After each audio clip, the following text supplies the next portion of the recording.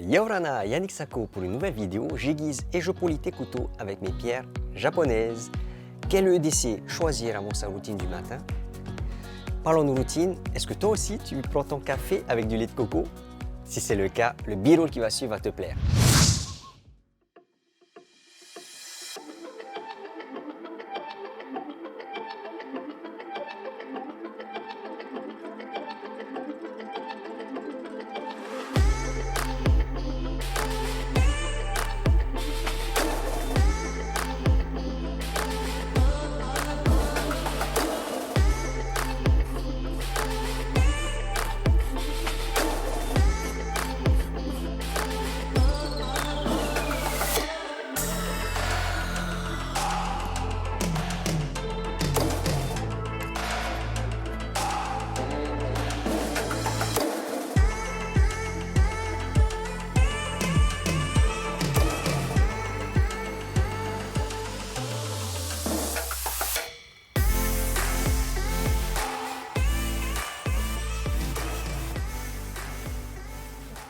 Donc un petit clin d'œil à mon pote Fredo qui il y a à peu près 22 ans m'a fait découvrir le café au lait de coco. Donc là on était des étudiants à l'époque, c'est vraiment super cette période-là. Bon, à part ça, on pourrait croire que le Tahitien, l'homme de Tahiti, boit son café noir avec du lait de coco, mais bon, c'est du boulot de faire du lait de coco. Cela dit, il le prend plutôt noir avec du sucre. Pour ma part, je préfère boire mon café noir avec un peu de miel. Donc un petit clin d'œil à Louise Faugier. Merci pour ton miel. Alors pour revenir un peu à notre sujet, le EDC, je me demande si à Tahiti, les locaux en fait savent ce que c'est. L'EDC. L'EDC en fait c'est un sigle EDC pour Everyday Carry. Et Everyday Carry, si on le traduit, ça veut dire ce que l'on porte tous les jours. Donc en fait, si tu es un survivaliste tahitien, ton kit EDC serait en fait un couteau, un briquet, un filtre à eau, un kit de cuisine, une bâche et de la corde. Si tu es un comptable, ton kit EDC serait tes lunettes, ta calculette, ton plan comptable et ton crayon.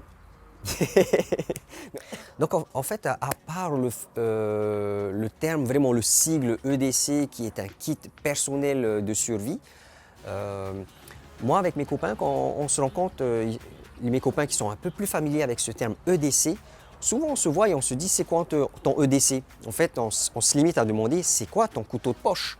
Le mien, mon préféré, c'est le Griptilian en 154 cm. Celui-là, c'est ce que j'ai le plus souvent sur moi.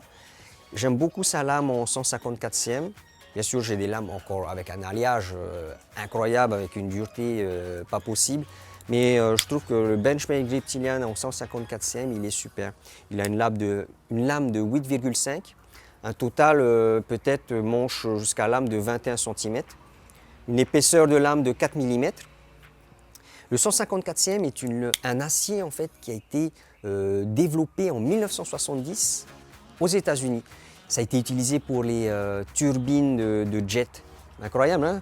C'est que j'ai envie de dire, ça n'a presque rien à voir, à moins qu'on imagine en fait les pales de la turbine et une lame de couteau.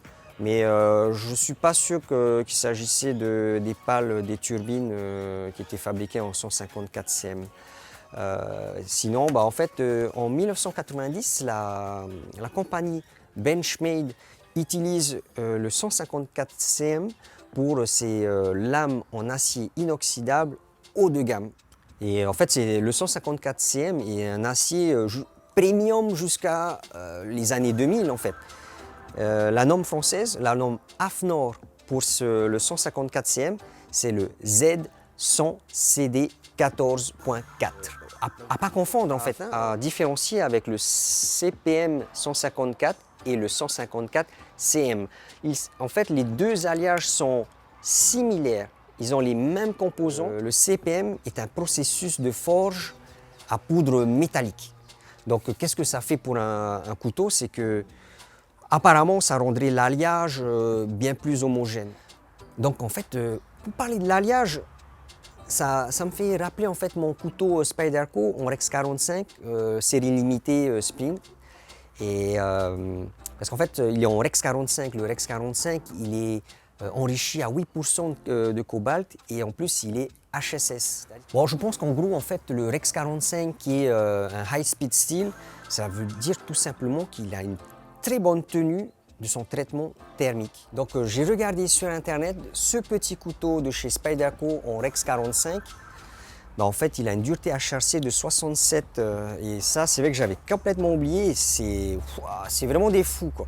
Du coup, je vais profiter pour vous ressortir. J'ai fait une vidéo sur cette lame, cette lame qui m'a été offerte, la Whale Rescue Blade de chez Spyderco. Et j'avais vu qu'elle avait 68 de HRC. Bah waouh, c'est vraiment fou, quoi. Pour une lame inox, hein. Et là, celle-là, c'est une lame en 67 HRC. C'est énorme, énorme, énorme, énorme. Ça se rapproche de la dureté des couteaux en céramique, hein. Mais j'ai envie de dire, c'est mieux. C'est mieux ça. Donc quel EDC choisir? Donc là, franchement, comme je le disais, c'est un kit qui est invariablement personnel. C'est toi qui choisis. Moi, j'ai des amis qui préfèrent le multitool ou comme moi, le couteau de poche, parce qu'en fait, c'est léger. Le multitool, il est vachement lourd, mais bon, c'est pratique. Il y a la pince coupante, les tournevis, il y a le couteau, le ciseau. C'est un peu le couteau suisse, je trouve, version américain, qui est heavy duty, super costaud. Donc pour Tahiti, il y a une boutique, je crois, seulement qui le vend à Papeete, donc Natureland. Pour ce type de couteau aussi à Tahiti, je vais encore nommer Natureland qui propose des super couteaux de cuisine et des couteaux de poche. On peut trouver ça à Tahiti, des Spyderco, pas le Rex 45. Parce qu'il est que à moi. Bon, si comme moi tu es aussi fan de couteaux et que tu aimes mes vidéos, avec ton doigt, fracasse le bouton like. Si tu aimes le contenu de mes vidéos, tu partages et à la prochaine vidéo.